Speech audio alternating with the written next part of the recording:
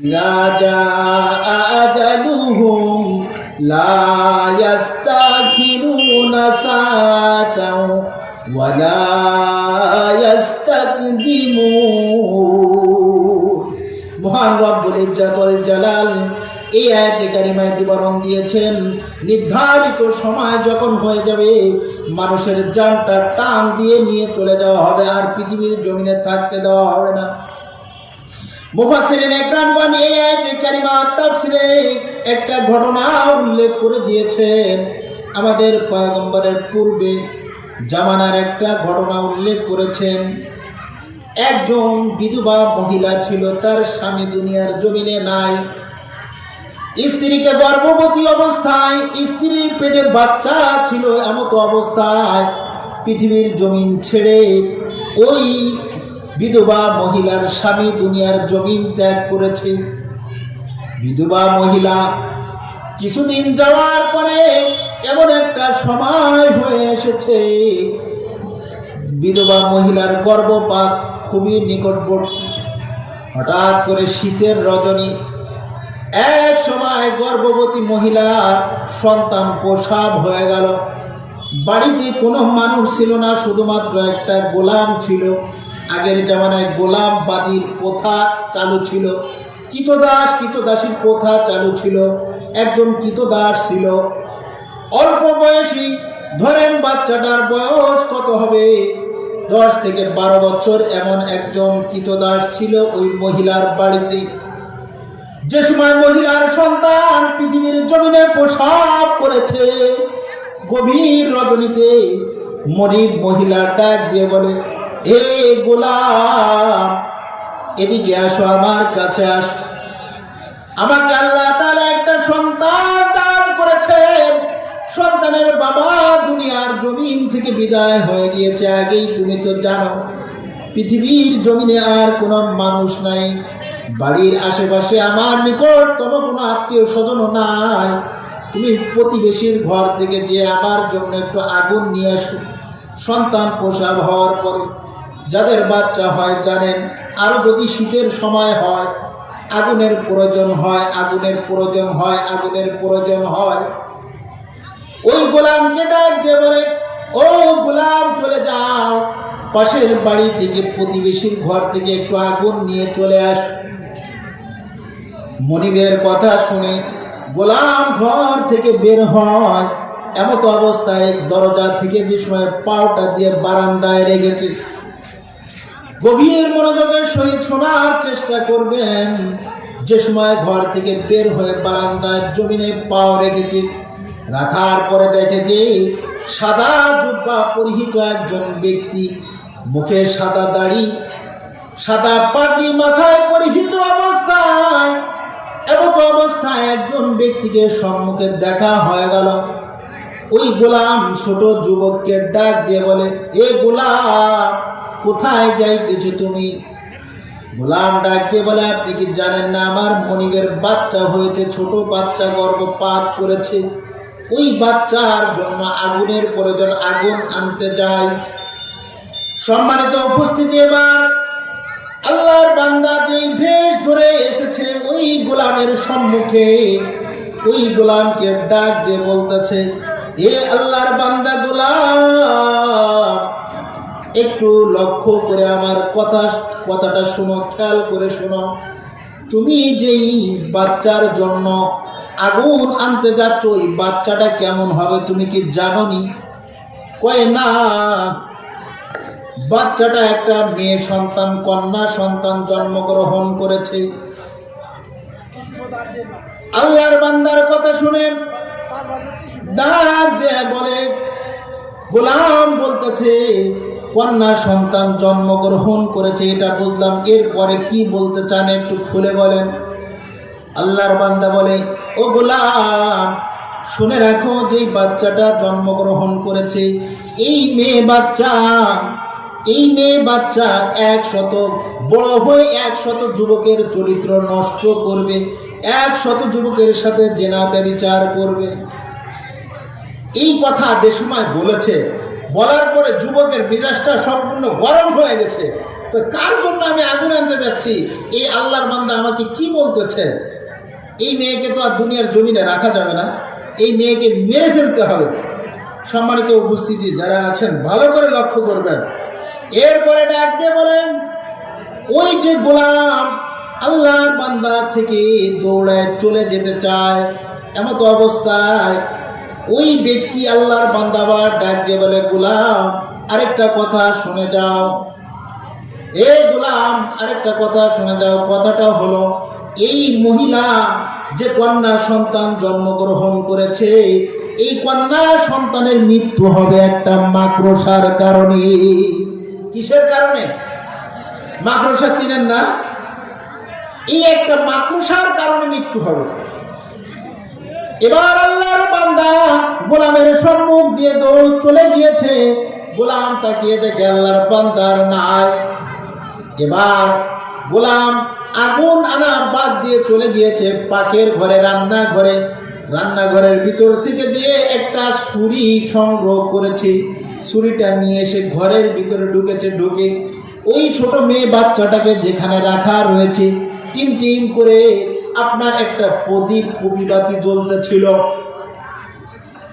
গোলাম কোনো কথা না বাড়িয়ে মনিবের মেয়েটা কন্যা সন্তান যেখানে রাখা রয়েছে, পেটের উপর থেকে কাপড়টা সরিয়ে ছুরি দিয়ে একটা টান দিয়ে তার পেটটা চিরে ফেলেছে।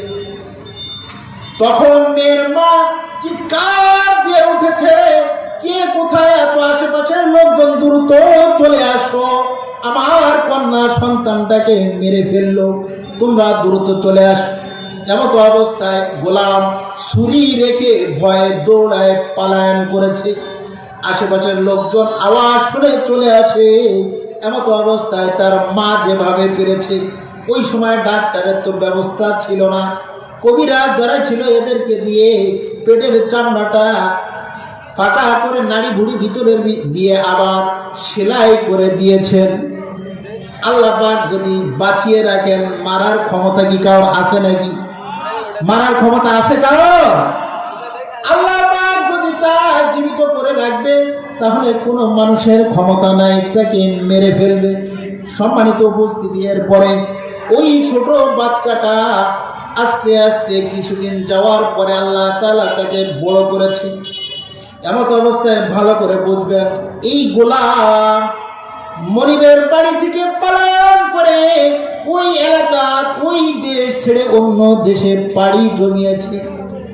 মনে করেন জামালপুর জেলা ছেড়ে দিয়ে সে রওনা দিয়েছে, রংপুর জেলায় চলে গিয়েছে।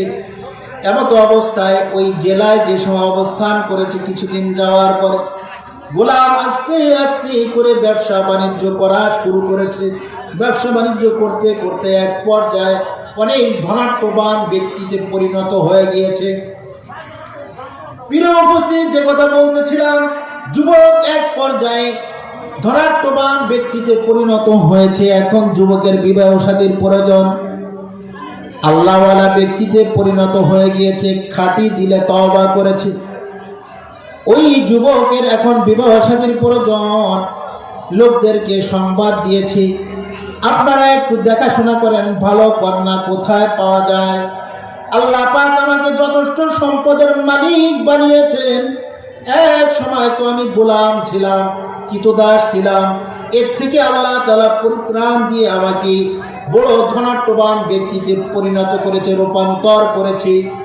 সম্মানিত উপস্থিতি, এবার গোলাম বলতেছেন, তোমরা মেয়ে যারা দেখবা বিবাহর জন্য, মেয়ে জানি দিনদার হয়, একটু একটু দেখতে শুনতে জানি ভালো হয়, এমন কন্যা সন্তান খুঁজো। ওই যুবকের জন্য কন্যা খুঁজতে খুঁজতে খুঁজতে খুঁজতে একটা কন্যার সন্ধান পেয়ে গেল। কন্যাটা দেখতে অনেক সুশ্রী, দেখতে অনেক সুন্দরী। ওই কন্যার সংবাদটা যে সময় এই ব্যক্তির কাছে দেওয়া হলো, যুবকের কাছে দেওয়া হলো, যুবক চলে আসলো কন্যাকে দেখার জন্য। প্রিয় উপস্থিতি, এক পর্যায়ে মেয়ে খুঁজতে খুঁজতে পরের দেশে আর একটা মেয়ে সন্তানের সন্ধান পাওয়া গেল। উভয়ের সম্মতিতে বিবাহ বন্ধনে আবদ্ধ হয়ে গেল। স্বামী স্ত্রী একসাথে রাতের বেলা বাসর ঘরে অবস্থান করেছে। এমত অবস্থায় ভালো করে বুঝবেন, ওই মেয়ে সন্তানটা নিজের শরীর থেকে পোশাক যে সময় খুলেছে, কাপড় খুলেছে, স্বামীর নজরটা পড়ে যায় পিঠের উপরে। তখন স্বামী ডাক দিয়ে বলে, স্ত্রী রে, কিছু মনে নিও না, তোমার কাছে একটা বিষয় জানবার চাই রে স্ত্রী। স্ত্রী ডাক দিয়ে বলে, স্বামী গো, আমি হইলাম আপনার স্ত্রী, আর আপনি আমার কাছে বিষয় জিজ্ঞাসা করবেন, জানতে চাইবেন, আর আমি এটা বলবো না, এটা তো কখনো হতে পারে না। বলেন আপনি কি জানতে চান। এবার স্বামী ডাক দিয়ে বলে, প্রাণের স্ত্রী রে, তোমার পিঠের উপরে একটা দাগের চিহ্ন দেখতেছি, কিসের চিহ্ন এটা দেখা যায়, একটু খুলে বলো আমাকে। এই কথা বলার পরে স্ত্রীর দুই চক্ষু দিয়ে পানি পড়া শুরু হয়ে গিয়েছে। তখন স্বামী সান্ত্বনা দিয়ে বলে, স্ত্রীর কান্নার প্রয়োজন নাই, তুমি আমাকে বলো কি হয়েছিল, বিষয়টা খুলে বলো। তখন স্ত্রী বলে, প্রাণের স্বামী গো, আমি যে সময় একদিনের বাচ্চা ভূমিষ্ঠ হয়েছিলাম, মাত্র মাতৃ গর্ভ থেকে দুনিয়ার জমিনে এসেছি, ওই সময় শুনেছিলাম আমার মা বলেছিল, একটু বোঝার বয়স আমার যে সময় হয়েছে, ওই সময় মায়ের কাছে আমার এই কাটা দাগ সম্পর্কে জিজ্ঞাসা করেছি। আমার আম্মা তখন আমাকে বলেছিল, এ আম্মা, তোমার এই পেটে কাটার দাগের চিহ্ন হলো যে সময় তুমি আমার গর্ভ থেকে দুনিয়ার জমিনে এসেছো, তোমাকে খাটের উপরে রেখে দিয়েছি। আমাদের বাড়িতে একটা ছোট গোলাম থাকতো, কৃতদাস থাকতো। ওই কৃতদাস তোমার পেটের উপরে ছুরি দিয়ে এক টান দিয়ে পেটকে ফেলে দিয়েছিল। এই কথা যে সময় বলেছে, বলার পরে স্বামীর অন্তরে কৌতূহল জেগে গেল। কয়, তুমি ভালো করে আর একটু খুলে বলো, এরপরে কি হয়েছে। কয়, ওই গোলাম আমাদের বাড়িতে আর ছিল না, ওইখান থেকে পলায়ন করে বেগে অন্য কোথাও চলে গিয়েছে। আমার আম্মা তাকে খুঁজে অনেক শাস্তি দেওয়ার জন্য বহুবার চেষ্টা করেছে, কিন্তু তাকে আর হাতের নাগালে পায় নাই। সম্মানিত উপস্থিতি, স্বামী বলতেছেন, স্ত্রীর কান্নার প্রয়োজন নাই, তোমার কাছে আরেকটা বিষয় তোমাকে খুলে বলতে চাই।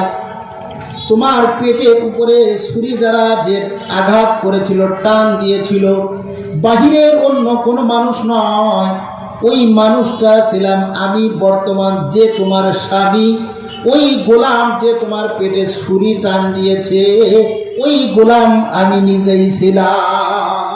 আল্লাহু আকবার। সম্মানিত উপস্থিতি, এবার স্ত্রীকে স্বামী ডাক দিয়ে বলে, স্ত্রী রে, আমি তোমার পেটের উপরে ছুরি দিয়ে টান দিয়েছিলাম। স্ত্রী এখন জানার কৌতূহল বেড়ে গেল, কি জন্য আপনি ছুরি দিয়ে টানটা দিয়েছিলেন, একটু খুলে বলেন। স্বামী বলে, স্ত্রী রে, ঘর থেকে যে সময় বের হয়েছিলাম, তোমার মা বলেছিল আগুন আনবার জন্য।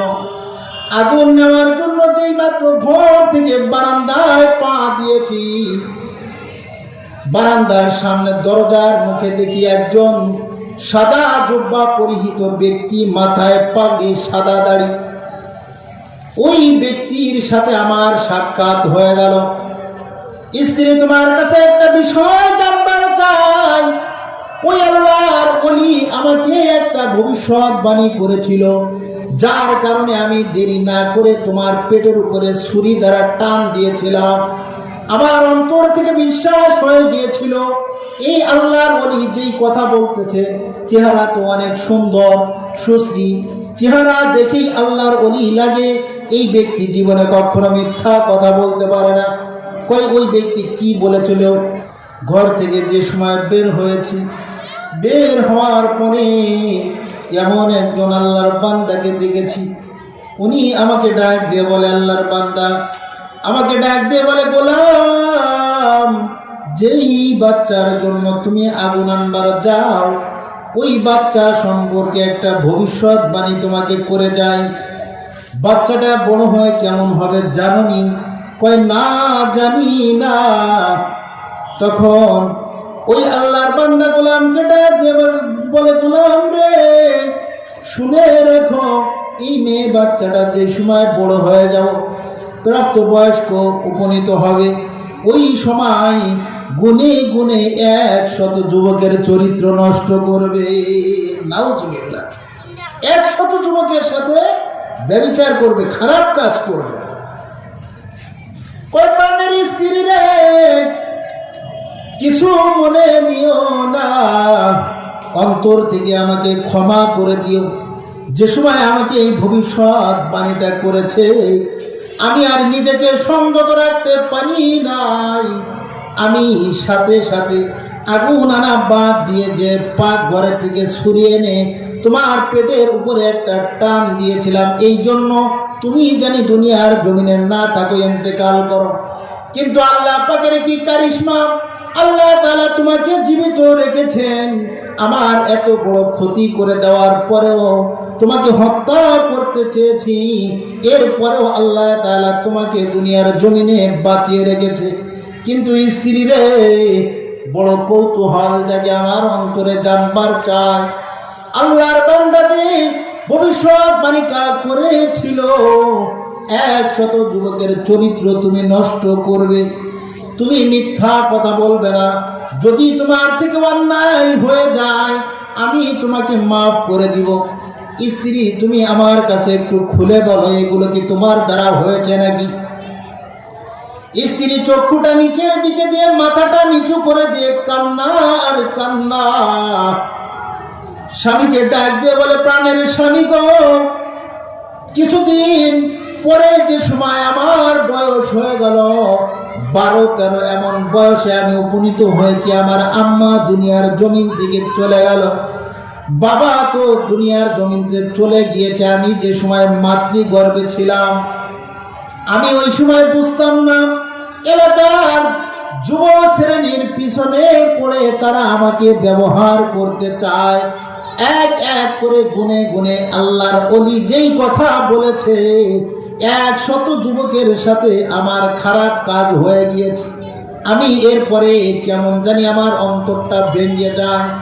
আল্লাহর কাছে খাটি দিলে তওবা করেছি, আয় আল্লাহ, জীবনে কত খারাপ কাজ করলাম, ব্যভিচার করেছি, 100 যুবকের চরিত্র নষ্ট করেছি, আর এমন করবার চাই না রে মাওলা, তুমি আমাকে ক্ষমা করো। নেককার ভালো একজন জীবন সঙ্গিনের ব্যবস্থা আমাকে তুমি করে দাও। আমি তওবা করেছি, হয়তোবা আল্লাহ আমাকে ক্ষমা করেছেন। স্বামী গো, আপনিও অন্তর থেকে আমাকে মাফ করে দেন। স্বামী এবার ডাক দিয়ে বলি, স্ত্রী রে, ওই আল্লাহর ওলি শুধু একটা ভবিষ্যৎবাণী করেছিল তোমার ব্যাপারে, বিষয়টা এমন নয়। আরেকটা ভবিষ্যৎবাণীও তিনি আমাকে করেছিল। প্রথম ভবিষ্যৎবাণী দেখলাম পুঙ্খানুপুঙ্খানুভাবে খেটে গিয়েছে, 100 যুবকের সাথে তোমার খারাপ কাজ হয়ে গিয়েছে। স্ত্রী জানবার চায় আরেকটা কি ভবিষ্যৎবাণী করেছিল, একটু খুলে বলেন।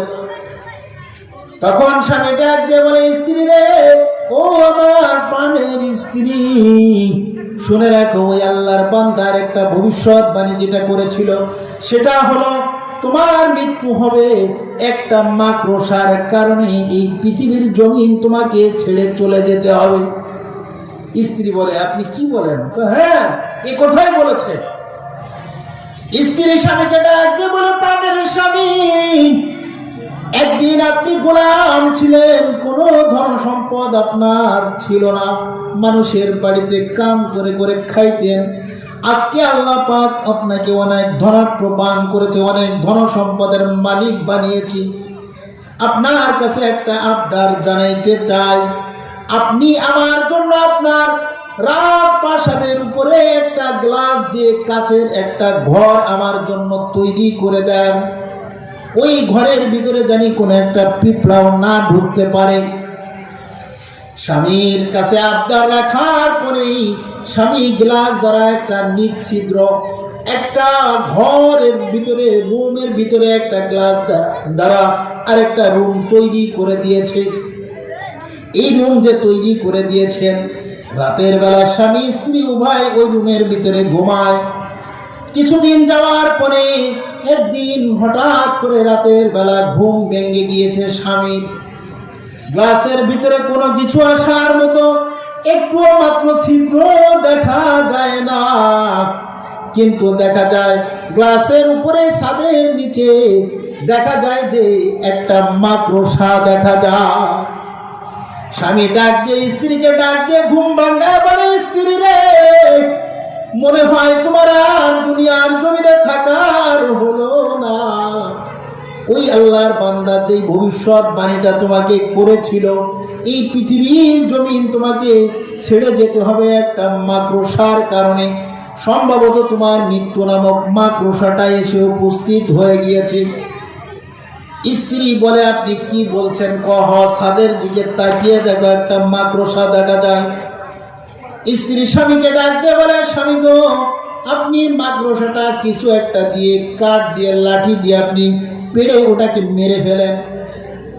যে সময় স্বামী একটা লাঠি দিয়ে মাকড়সাটাকে মেরে নিচে ফেলেছে, স্ত্রী খাটের উপর থেকে ঝেড়ে ফেড়ে উঠেছে। ওঠার পরে বলতেছে, কিরে, তুই বলে আমার মারবি, তোর কারণে বলে আমার মৃত্যু হবে? রাতে যে সময় খাটের উপরে মানুষ ঘুমায় স্বাভাবিকভাবে, পায়ে তো জুতা মোজা এগুলো রাখে না, স্বাভাবিকভাবে খালি পায়ে ঘুমায়। স্ত্রী এবার খাটের উপর থেকে উঠছে, ওঠার পরে গোড়ালি দিয়ে ওই যে মরা মাকড়সা যেটা ছিল পায়ের নিচে নিয়ে পেশা শুরু করেছে। পায়ের নিচে নিয়ে পিষতেছে আর বলতেছে, তুই বলে আমার মারবি? এটা কেমন কথা? আমি তোরে দেখ কিভাবে শেষ করি। পায়ের নিচে নিয়ে যে সময় পেশা শুরু করেছি, মাকড়সার পায়ের একটা কাটা, বিষ কাটা স্ত্রীর গোড়ালি দিয়ে পায়ে ঢুকে গিয়েছে, বিঁধে গিয়েছে। বিধার পরে স্ত্রী তখন বিষের যন্ত্রণায়, প্রচন্ড বিষের যন্ত্রণা তার মাঝে উঠে গিয়েছে। বিষের যন্ত্রণায় স্ত্রী ছটফট ছটফট করতে করতে স্ত্রী স্বামীকে ডাক দিয়ে বলে, প্রাণের স্বামী গো, আল্লাহর ওলি যেই কথা বলেছিল হয়তো বা বাস্তবায়ন হয়ে যাবে। এখন আমি এই বিষের যন্ত্রণা আর সহ্য করতে পারি না। প্রিয় উপস্থিতি, এবার আস্তে আস্তে স্ত্রীর শরীর নিস্তেজ হয়ে গেল। এক সময় স্ত্রীর ভিতর থেকে জানটা চলে গেল। ওই যে কথা বলেছিলাম, মহান রব্বুল ইজ্জাত বলেন, ইযা জাআ আজালুহুম লা ইস্তাকিরুনা সাআতাও ওয়া লা ইস্তাকদিমুন। এই পৃথিবীর মানুষেরা শুনে রাখো, তোমাদের যখন মৃত্যুর নির্ধারিত সময় হয়ে যাবে, প্রত্যেকের মৃত্যুকে 1 সেকেন্ড আগেও করা হবে না, পরেও করা হবে না। নির্ধারিত সময় আল্লাহ তাআলা আজরাইলকে বলবেন, আজরাইল যাও। সাথে সাথে যে আজরাইল অপারেশন কমপ্লিট করে ফেলবে। এই দুনিয়ার জমিন ছেড়ে আপনাকে আমাকে চলে যেতে হবে এই মৃত্যু নামক বস্তু, এই মৃত্যু নামক বস্তুর স্বাদ আস্বাদন করে। দুনিয়ার জমিনে আল্লাহ তাআলা আপনাকে আমাকে প্রেরণ করেছেন। আল্লাহ তাআলা বলে দিয়েছেন কি জন্য পাঠাইলেন। হায়াত মওত দিয়ে আপনাকে আমাকে পাঠাইলেন। আল্লাহ তাআলা 29 নম্বর পারার 1 নম্বর সূরা সূরাতুল মুলকের 1 নম্বর আয়াতে কারিমা থেকে বিবরণ দিতেছেন। তাবারাকাল্লাযী বিয়াদিহিল মুলকু ওয়া হুয়া আলা কুল্লি শাইইন কাদির। 2 নম্বর আয়াতে কারিমা আল্লাহ তাআলা বলেন, আল্লাযী খালাকাল মাউতা ওয়াল হায়াতা লিয়াবলুয়াকুম আইয়ুকুম আহসানু আমালা। আল্লাহ তাআলা দুনিয়ার জমিনে আপনাকে আমাকে পাঠিয়ে হায়াত নামক মৃত্যু নামক বস্তু কি জন্য দিয়েছেন? আল্লাহ তাআলা বলেছেন, দুনিয়ার জমিনে পাঠিয়েছেন, কিছু সময় রেখেছেন, দেখবে তোমাদের মাঝে কে সবথেকে উত্তম আমল করে। যে ব্যক্তি উত্তম আমল করতে পারবে আল্লাহ তাআলা ওই ব্যক্তিকে দুনিয়ার জমিন থেকে এমনভাবে নিয়ে যাবেন, দুনিয়ার জমিনটা তার জন্য সুন্দর করে দিবেন। অপর আয়াতে আল্লাহ তাআলা বলেন, কাল কিয়ামতের ময়দানে লা খাউফুন আলাইহিম ওয়ালা হুম ইয়াহজানুন, ওই সমস্ত মানুষের কোনো ভয়ও থাকবে না, চিন্তাও থাকবে না, কোনো পেরেশানিও থাকবে না। এরা অনন্ত অসীম কালে চিরস্থায়ী জায়গা, অর্থাৎ আল্লাহ তাআলা তাদেরকে জান্নাত দান করবেন। সম্মানিত উপস্থিতি, এজন্য আমাদের সকলের ভিতরে, আমাদের নিজেদের মাঝে মৃত্যুর অনুপ্রেরণা, মৃত্যুর স্মরণ সকলের অন্তরের ভিতরে উদ্রেক হওয়া উচিত।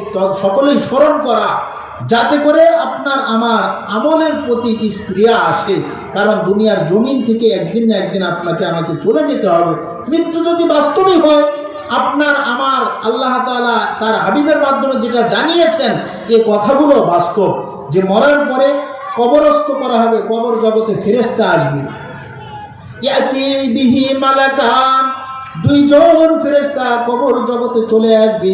কবর জগতে আসার পরে দুইজন ফেরেশতা সওয়াল করবে, মান রব্বুকা, প্রথম নাম্বার প্রশ্ন করবে তোমার প্রভু কে।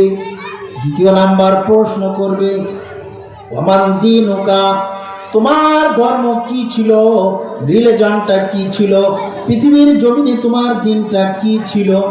তৃতীয় নাম্বার আরেকটা প্রশ্ন করা হবে, তোমাদেরকে যে দুনিয়ার জমিনে পাঠিয়েছিলাম, একজন উম্মতে মুহাম্মাদীর যারা রয়েছে অনুসারী, এই আমাদের আখিরি পয়গম্বরের ছবিকে কবর জগতে ব্যক্তির সম্মুখে উপস্থিত করার পরে বলা হবে, ওমান হাযার রাজুলুল্লাযী বুইসা ফীকুম, তোমাদের মাঝে এই যে ব্যক্তি যাকে পাঠানো হয়েছিল, এই কোন ব্যক্তি। অর্থাৎ তিনটা প্রশ্ন হয়ে যাবে, তোমার প্রভু কি, তোমার দিন কি, তোমার নবী কি। এই তিনটা প্রশ্ন করা হবে। ব্যক্তি যদি নেককার হয়, ব্যক্তির সাথে সাথে উত্তর দিবে। যে সময় ফেরেশতায় বলবে যে তোমার প্রভুকে মান রব্বুকা, সাথে সাথে ব্যক্তি উত্তর দিবে রব্বি আল্লাহ, আমার রব হলো একমাত্র মহান বিশ্বের প্রতিপালক আল্লাহ। দ্বিতীয় নাম্বার যে সময় প্রশ্ন করা হবে ওমান দীনুকা, তোমার দিন কি ছিল, ব্যক্তির সাথে সাথে উত্তর দিয়ে দিবে দিন ইয়াল ইসলাম। আর তৃতীয় নাম্বার প্রশ্ন যে সময় করা হবে যে এই ব্যক্তি যাকে তোমাদের মাঝে পাঠানো হয়েছিল নবী করে, এই কে, সাথে সাথে উত্তর দিয়ে দিবে মুহাম্মাদুর রাসূলুল্লাহ সাল্লাল্লাহু আলাইহি ওয়াসাল্লাম। এরপরে কবর জগৎ থেকে কিয়ামতের ময়দানে ওঠানো হবে। কিয়ামতের ময়দানে হিসাব নিকাশগুলো নিয়ে নেওয়া হবে। যার ওজনের পাল্লা ভারী হবে, ও আম্মা মান সাকুলাত মাওয়াজিনুহু, যে ব্যক্তির আমল নামা ভারী হবে, আমলের দাড়ি পাল্লাটা ভারী হবে, ওই ব্যক্তিকে আল্লাহ তাআলা জান্নাতের ফয়সালা করে দিবেন। যেই ব্যক্তির আমলের পাল্লা ভারী হালকা হয়ে যাবে, ওই ব্যক্তির সাথে সাথে জাহান্নামের ফয়সালা হয়ে যাবে। এই জন্য প্রিয় উপস্থিতি, কাল কিয়ামতের ময়দানে হাসর নাসর হবে, বিচার হয়ে যাবে, হিসাব নিকাশ হবে। সবগুলো আল্লাহ তাআলা আপনার আমার জন্য প্রস্তুত করে রেখেছেন। যে কথা বলতেছিলাম, মৃত্যুকে যদি স্মরণ করি, এটা যদি বারবার আমি ভাবতে থাকি, দুনিয়ার জমিন ছেড়ে চলে যাওয়া লাগবে, আর এটা মৃত্যু যদি আপনার আমার জন্য নিশ্চিত হয়ে থাকে, কবর, হাসর নাসর, মিজান, যা কিছু আছে, পুলসিরাত, সব কিছুই রয়েছে। এই জন্য আল্লাহ তাআলা বলতেছেন, হে বান্দারা, দুনিয়ার জমিনে এগুলো বুঝবা না, যে সময় দুনিয়া ছেড়ে চলে আসবা, সব কিছুই তোমার সম্মুখে একবারে সুস্পষ্ট হয়ে যাবে। আমার আলোচনা শেষ। সংক্ষিপ্ত পরিসরে যতটুকু আলোচনা করা হলো, যে আল্লাহ তাআলা আপনাকে আমাকে পাঠিয়েছেন দুনিয়ার জমিনে, একদিন আসি দুনিয়ার জমিন ছেড়ে চলে যেতে হবে। এটা মৃত্যুর মাধ্যমে আল্লাহ তাআলা দুনিয়ার জমিন আমাকে আপনাকে পরিসমাপ্তি করাবেন। এজন্য মৃত্যুর পরে ঈমান রেখে আপনার আমার আমলগুলো করা। আল্লাহ তাআলা আপনাকে আমাকে সকলকে তৌফিক দান করে। সকলে বলি আমিন। ওয়া আখিরু দাওয়ানা আলহামদুলিল্লাহি রাব্বিল আলামিন।